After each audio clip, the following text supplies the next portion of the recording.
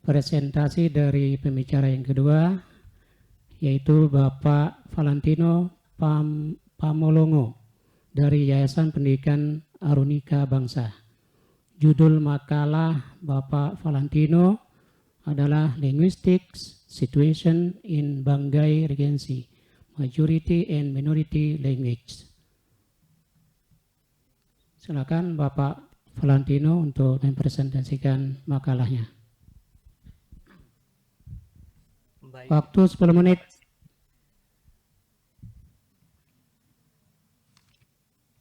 Baik, terima kasih Pak Lumaknul.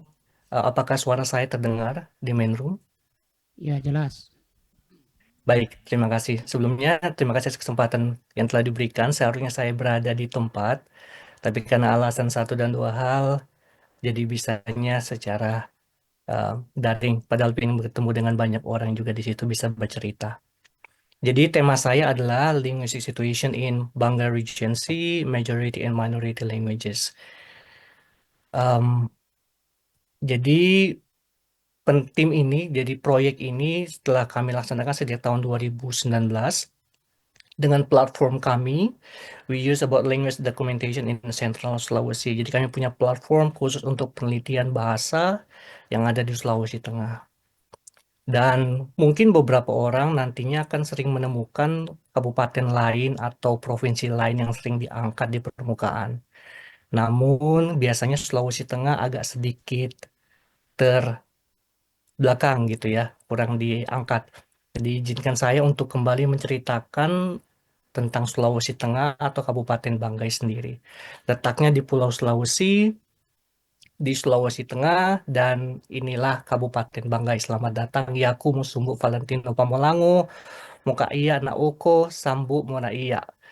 Jadi kami di Kabupaten Banggai biasanya generasi muda mampu berbahasa empat, karena di Kabupaten Banggai sendiri kami mempunyai empat bahasa. Ini adalah pemetaan bahasanya, yaitu ada bahasa Saluan, bahasa Banggai, bahasa Balantak, dan bahasa Andio. Jadi kalau ditanya kami bisa berbahasa apa, jadi empat bahasa ini yang kami gunakan gitu sehari-hari. Dengan tentu saja ada bahasa-bahasa yang kami pilih untuk kami gunakan di lingkungan sekolah, di lingkungan pertemanan, tetangga, dan juga di rumah. Kalau saya sendiri lebih cenderung menggunakan bahasa Saluan karena ayah saya salah satu orang tua saya dari suku Saluan, gitu ya. Dan kalau dilihat dari peta ini, Saluan cukup banyak, gitu ya. Kemudian mayoritasnya Saluan, kemudian Balantak. Nanti saya akan jelaskan kembali tentang pemetaan bahasanya. Dan kalau Bapak Ibu perhatikan baik-baik, ada lingkaran merah di situ, itu adalah bahasa Andio, dari suku Andio yang tahun 2019 baru dicanangkan oleh kabupaten sebagai bahasa tersendiri. Gitu ya, sudah diakui di upacara peringatan 17 Agustus 1945 tahun 2020. Jadi 2019 mulai diangkat, 2020 kemudian diterima gitu ya. Nah, inilah adalah bahasanya yang kami teliti, bahasa Saluan, penuturnya 74.000, kemudian bahasa Balantak 34.000 orang penutur, kemudian ada bahasa Banggai dengan penuturnya 178.000, dan bahasa Andio di pilot research saya di tahun 2018-2019 menemukan ketika kami survei itu sekitar 700 orang, dan ini sangat-sangat betul terancam punah. Kalau tadi kita lihat di peta sebelumnya bahwa sebenarnya saluan banyak gitu. Tapi kenapa jumlah bahasa Banggai itu penuturnya lebih banyak 178.000? Karena kalau kita lihat di bawah sini, ini adalah Banggai bersaudara. Jadi sebelumnya mereka adalah satu kabupaten, Kabupaten Banggai, kemudian terpisah menjadi tiga Kabupaten Banggai, Kabupaten Banggai Kepulauan, dan Kabupaten Banggai Laut, di mana ketiga kabupaten ini menggunakan bahasa Saluan bahasa Banggai sebagai bahasa mayoritas. Dan situasi yang ada kita tahu bahwa the languages have the interconnection each other absolutely between Saluan, Balantak, Andio, also Banggai. Kemudian tidak juga kita menutup kemungkinan bahwa ada bahasa Banggai Malay, kemudian bahasa Indonesia juga sangat mempengaruhi situasi yang ada di Kabupaten Banggai itu sendiri.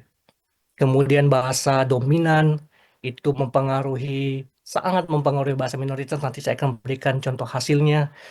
Kemudian generasi muda tidak lagi menggunakan bahasa-bahasa mereka sendiri.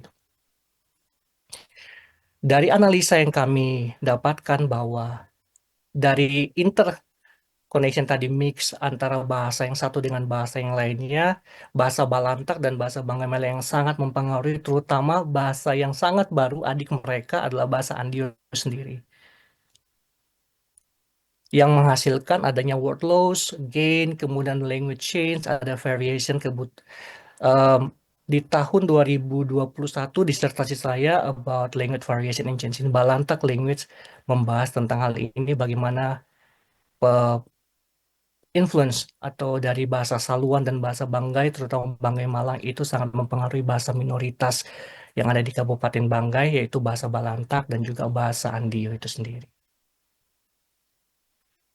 Jadi saya sendiri fokus kali ini mengangkat tentang bahasa Andio dengan 700 penutur yang saya sampaikan tadi, bahwa kami menemukan adanya word loss atau bahasa yang sudah kata yang tidak digunakan lagi oleh kebanyakan orang dari remaja sampai orang tua. Jadi bahasa ini hanya dipakai di kalangan kakek dan nenek gitu. Jadi kalau ditanya ke masyarakat suku Andio tentang Sude, Tai, Kele, Kinomaima, itu mereka sudah tidak tahu lagi. Bahkan mereka bilang ini bahasa dari bahasa mana gitu.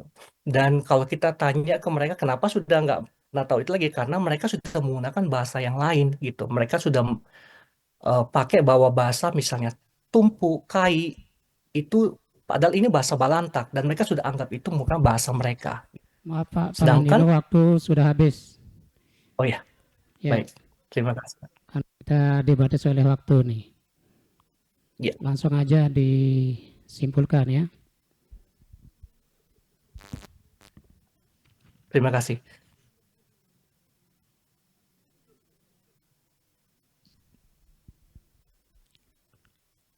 Oke, demikian presentasi dari Bapak Valentino. Silakan kalau ada pertanyaan, tapi pertanyaan bisa diajukan hanya satu ya, karena kita terbatas dengan waktu ini. Hanya satu pertanyaan, saran atau masukan. Silakan. Ada yang ingin memberikan pertanyaan, saran atau masukan dari presentasi Bapak Valentino tadi? Ya, silakan Bapak.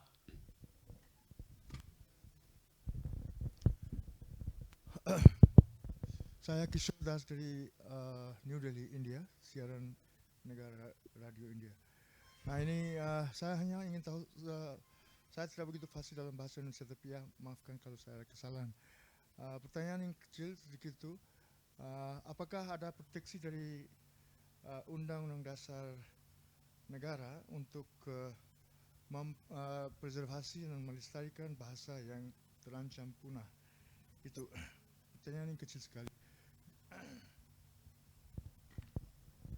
Ya, ini ada pertanyaan Pak Valentino dari Bapak dari India nih. Pertanyaannya, apakah ada dasarnya atau undang-undang yang mewajibkan kita untuk melestarikan bahasa, terutama bahasa lokal? Silakan Pak Valentino dijawab. Baik, terima kasih Bapak.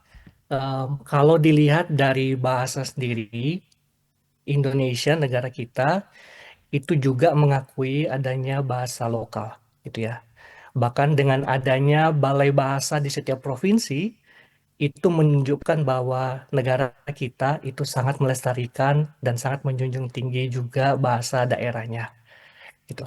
Ada beberapa undang-undang juga yang menyatakan itu bahwa tentang preservasi bahasa, tentang menjaga bahasa itu sendiri. Makanya salah satunya juga ada Pusat Riset Privasi Bahasa dan Sastra. Ini merupakan perpanjangan tangan dari pemerintah negara kita Indonesia, Pak. Gitu. Sekarang tinggal bagaimana kita sendiri sebagai warga negara bisa, ada motonya Pak, yaitu menggunakan bahasa Indonesia, melestarikan bahasa daerah, dan ya belajar bahasa, menguasai bahasa asing. ya menguasai bahasa asing. Ya, Jadi mungkin itu yang bisa saya. ya, demikian jawaban dari Pak Valentino. Bagaimana Bapak dari India? Sudah puas ya? Ya, oke. Ya, demikian presentasi dari Bapak Valentino. Kita berikan aplaus untuk beliau. Selanjutnya